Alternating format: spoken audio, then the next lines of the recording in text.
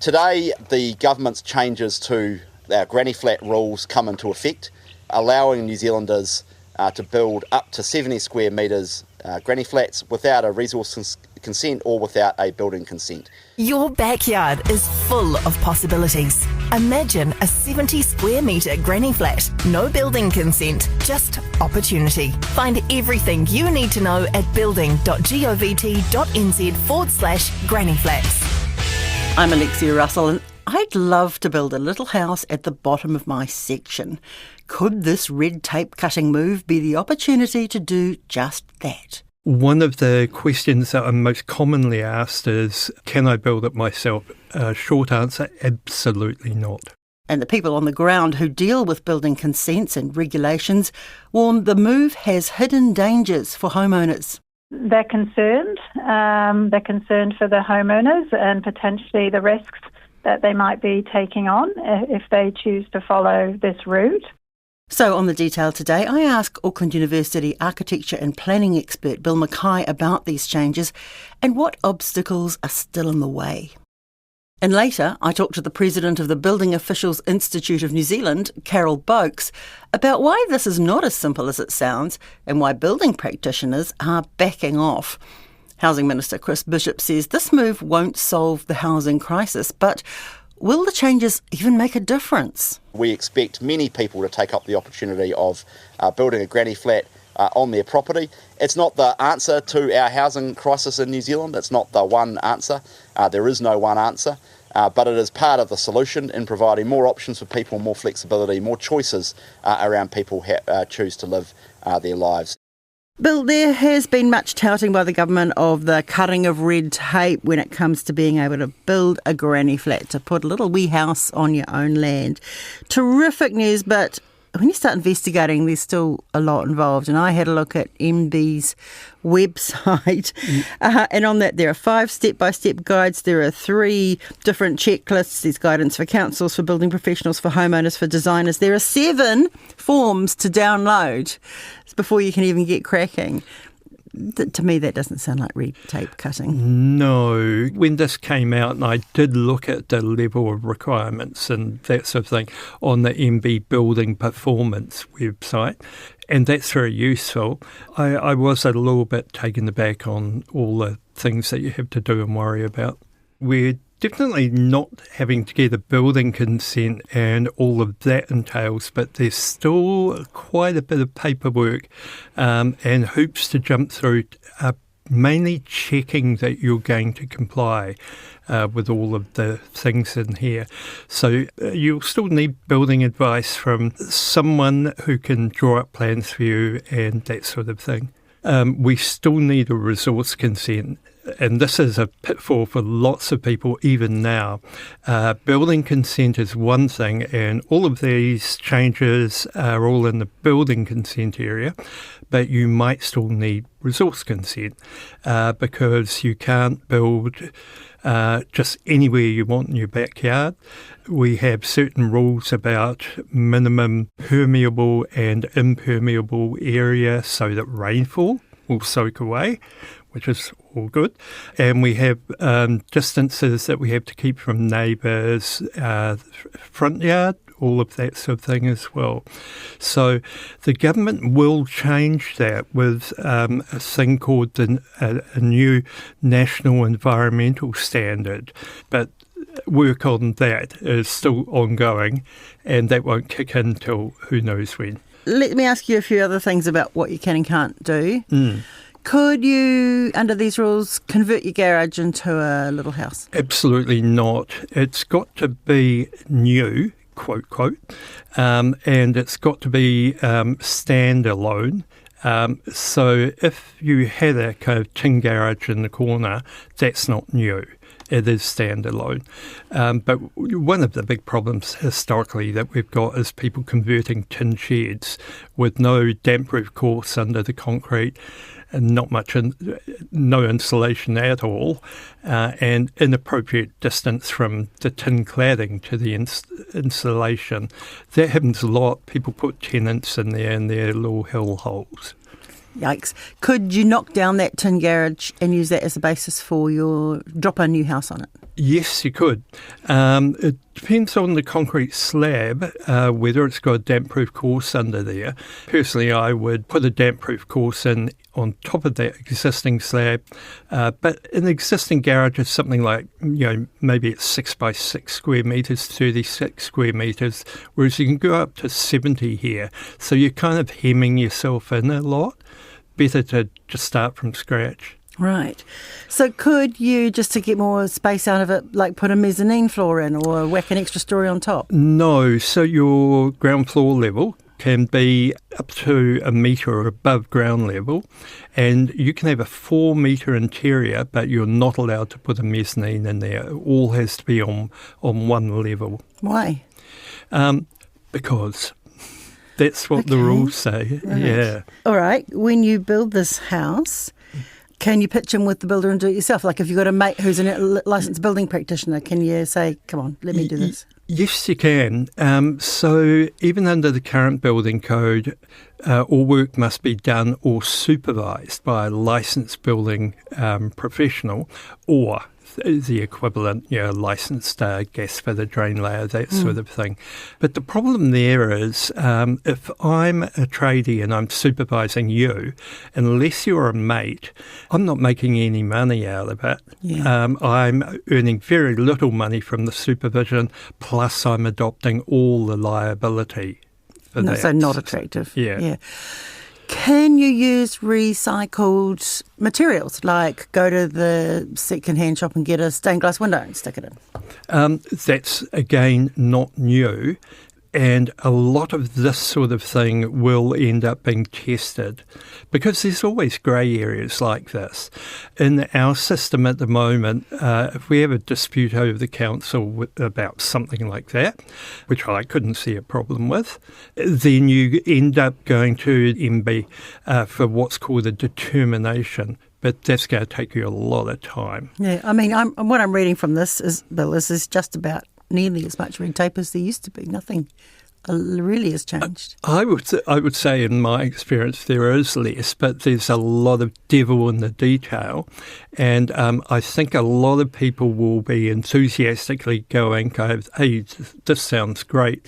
But actually, what we're pointing out here is, whoa, hold on. You really need to have a thorough look at this. It would be interesting to see this take up, and I think a lot of people will go this route, but it's important that they kind of get that they spend money on proper advice.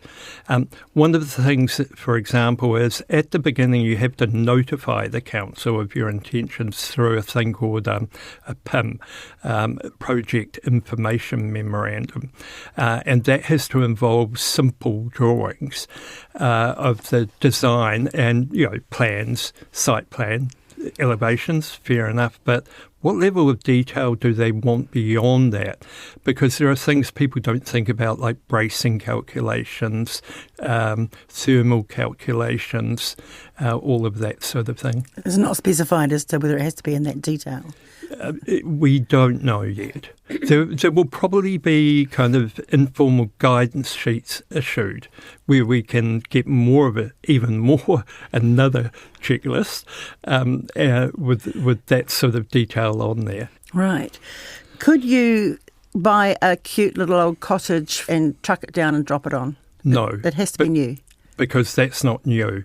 What's the big deal about that, though? Surely that makes sense. That's right. Our first house was the most affordable thing we could do, which was a massive Kauri villa.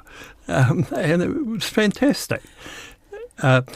One of the problems here is that you don't have the council coming to inspect whatever it is you're doing. So they're shifting the reliance for compliance with the building code to all tradies working on it. That shift is what has Carol Boakes worried.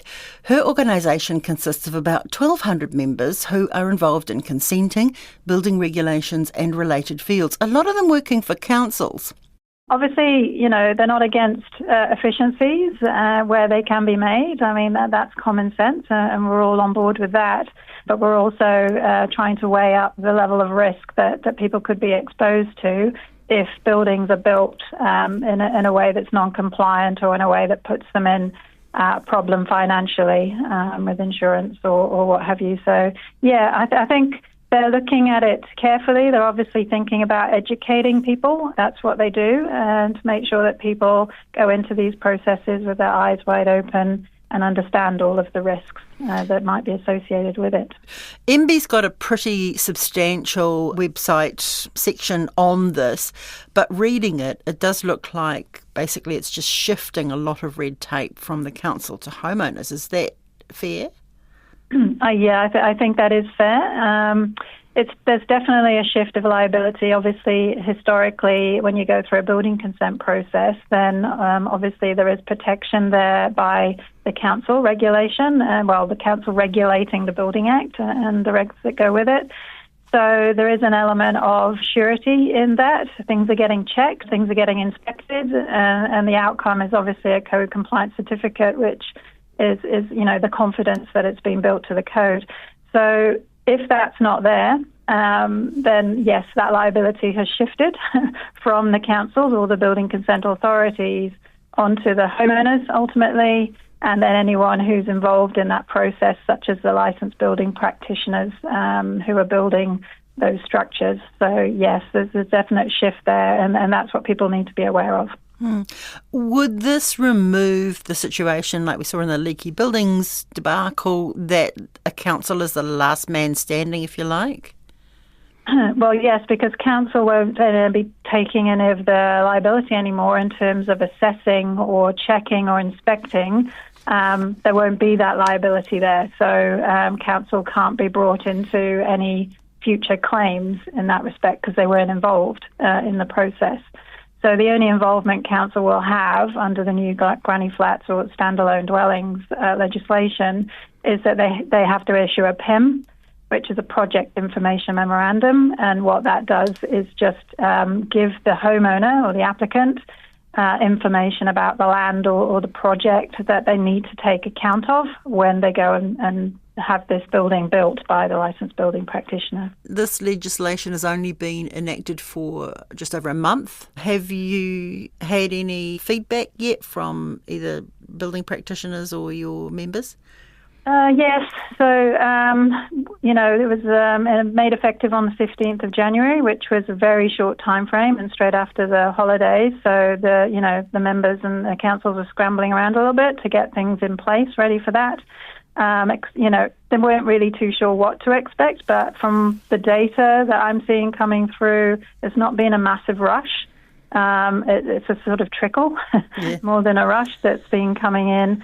But, also being aware of some builders who have said that they're just not going to go down this road. They will all get a building consent because there are these complications that can pop up. So, it'll be a case by case. You have to speak to the licensed building practitioner that you're engaging with and make sure they're comfortable with the process. Right. So you think maybe professional builders may be avoiding these things because the liability's moved onto their shoulders?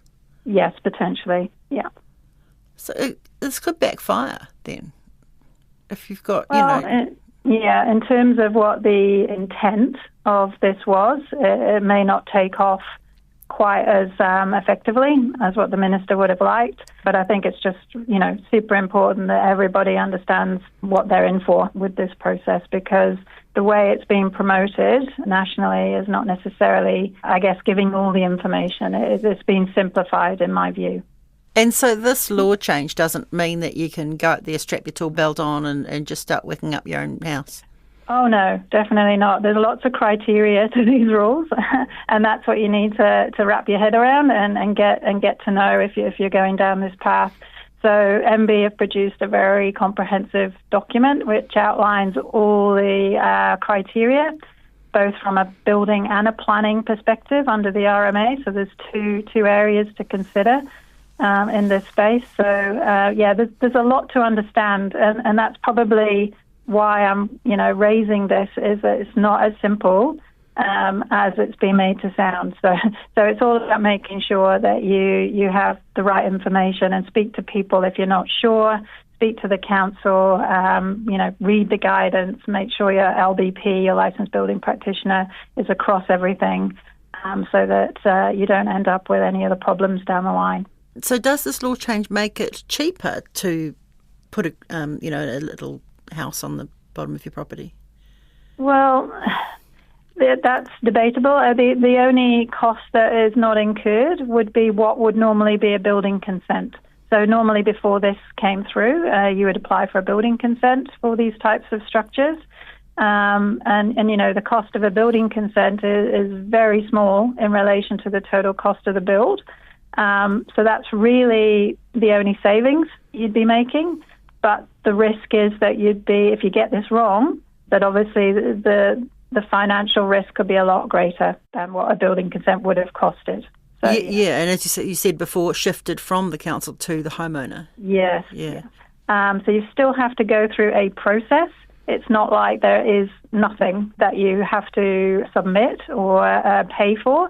Obviously, there will be a cost for a PIM that goes through a council as well. So, no, I mean, there's limited red tape, I believe, that it's cutting, but the risks are far greater. I think you would save time because basically you notify the council and say, assuming you're complying with planning rules and all of that kind of thing, you would save a lot of time.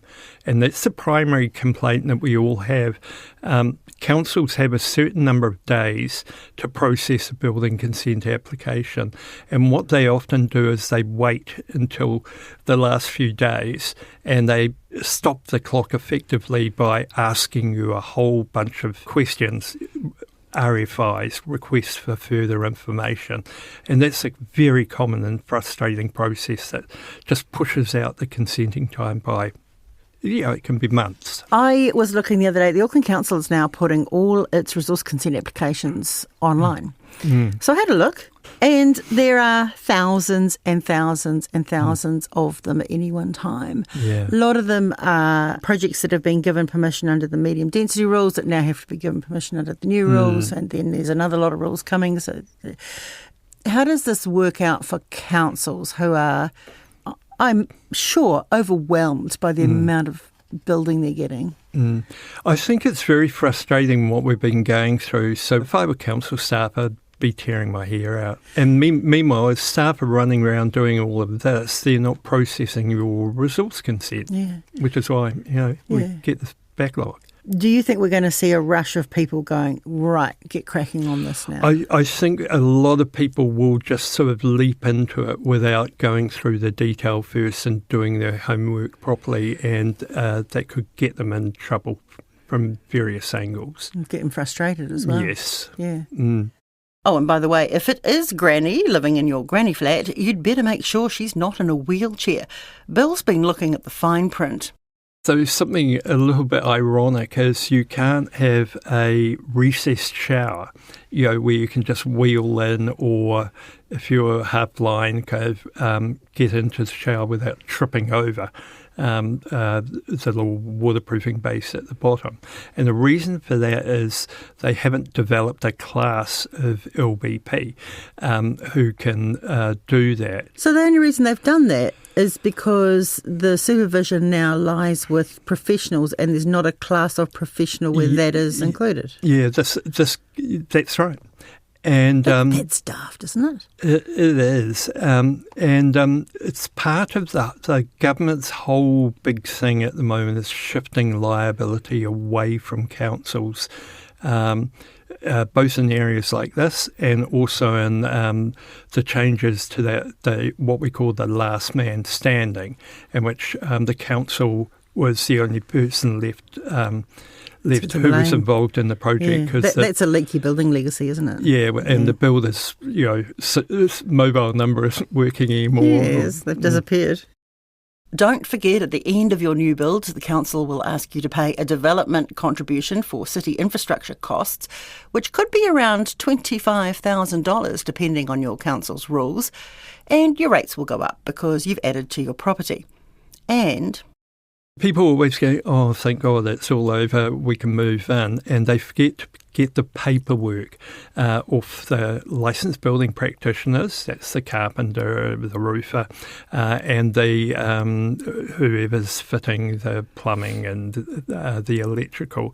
You need to get all that paperwork together and send it into the council at the end, and a few other bits and pieces like that as well. So you're still tied up with the council. And the reason for that is primarily the plumbing and drainage connection is to the council system.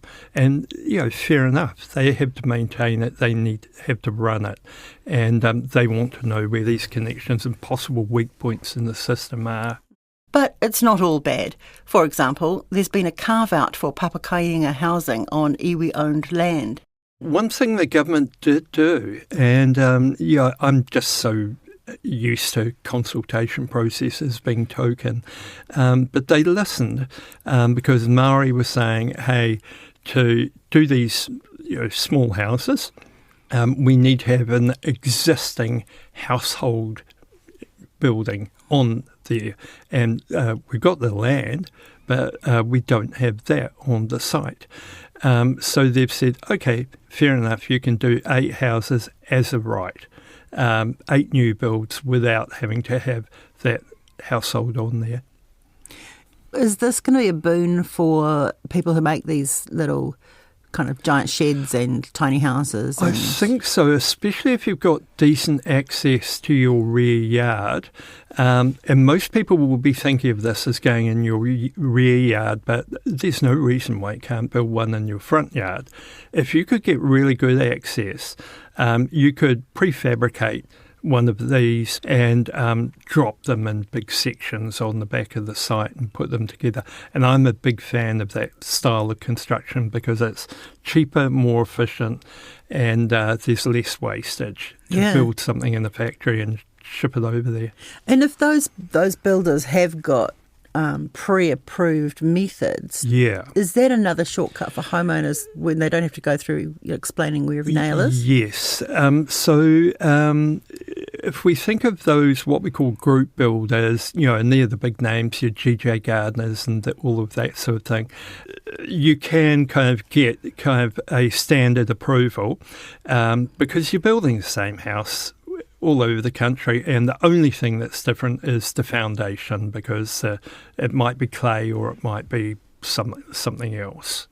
So, yes, I think you can easily come up with a series of options like that.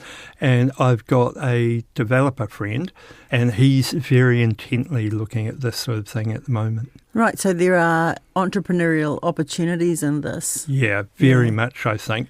And I think they will exploit that area where people are going, it still looks quite complicated, and they will say, hey, we've got the standard plans, the council, we've tested with council, and they will accept this. So here's the plan you want, here's the information, here's all the information the council need, and we'll help you fill out the PIN, and off we go. That's it for today. The Detail is a newsroom production supported by RNZ and New Zealand On Air. This episode was engineered by Rangi Powick and produced by Gwen McClure. Thanks to Bill Mackay and Carol Boakes. I'm Alexia Russell. Mā te wā.